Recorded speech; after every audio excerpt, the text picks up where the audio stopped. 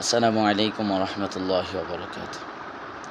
সম্মানিত গাইস, আজকে আমি একটি খুবই গুরুত্বপূর্ণ বিষয় নিয়ে কথা বলবো। সেটা হলো দুঃখের পরই আছে সুখ। দুঃখের পরে যে সুখ আছে, এই বিষয়টি নিয়ে আজকে আমরা কথা বলবো। মহান আল্লাহ পবিত্র কোরআনে ইরশাদ করেছেন, ফাইন্না মাআল উসরি ইসরা, নিশ্চয়ই দুঃখের সাথেই আছে সুখ। একবার আহারের পর আবার খিদে লাগে, পান করার পর আবার তৃষ্ণা জাগে, অস্থিরতার পর আসে ঘুম, আর অসুস্থতার পর আসে সুস্থতা।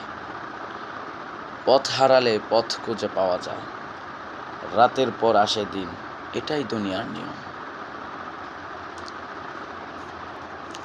সূরা মাইদার 52 নম্বর আয়াতে আল্লাহ তাআলা ইরশাদ করেন, ফাআসাল্লাহু আইয়াতিয়া বিল ফাতহি আও আমরিম মিন ইনদিহি, হয়তো আল্লাহ বিজয় দিবেন অথবা তিনি নিজের ইচ্ছা অনুযায়ী কোনো সিদ্ধান্ত নেবেন। অন্ধকার রাত শেষে এক উজ্জ্বল প্রভাতের বার্তা দিন, যে প্রভাতের আলো ছড়িয়ে পড়বে পাহাড় ও উপত্যকা সমূহে। দুঃখ পীড়িতদের তড়িৎ শান্তির সুসংবাদ দিন। আলোর গতিতে কিংবা এক পলকে তা পৌঁছে যাবে তাদের কাছে। আপনি হয়তো দেখছেন মরুভূমি মাইলের পর মাইল বিস্তৃত, কিন্তু শুনে রাখুন, এ দূরত্বের পরেও রয়েছে ছায়াঘেরা অনেক সবুজ শ্যামল মাঠ। আপনি দেখছেন রশি শুধু কষছে আর কষছে, শুনে রাখুন হঠাৎ তা ছিঁড়ে যাবে। কান্নার পর হাসি, ভয়ের পর সান্ত্বনা, আর উদ্বেগের পর আসে শান্তি। এটাই পৃথিবীর চিরাচরিত নিয়ম। হযরতে ইব্রাহিম আলাইহিস সালামকে আগুনে ফেলা হলো, তিনি আগুনের কোনো তাপ অনুভব করলেন না। তাকে সাহায্য করলেন মহান প্রতিপালক আল্লাহ।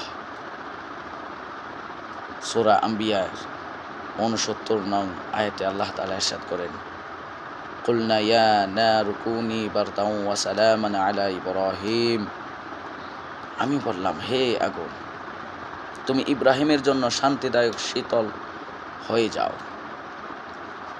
হযরতে মূসা আলাইহিস সালামকে ডুবাতে পারেনি নীল নদ।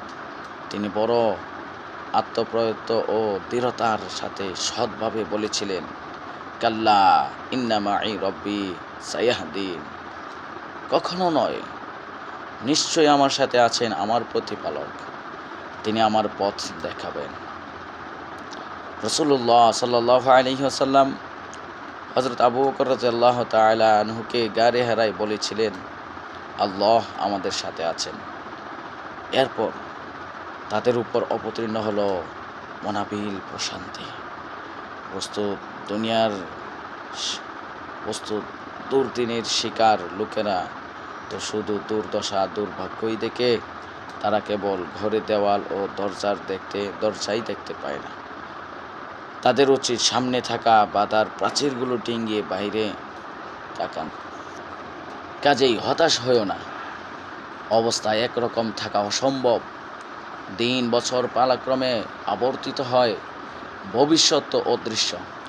প্রত্যহই আল্লাহ তাআলা কিছু কাজ সুনির্দিষ্ট থাকে, আপনি তা জানেন না।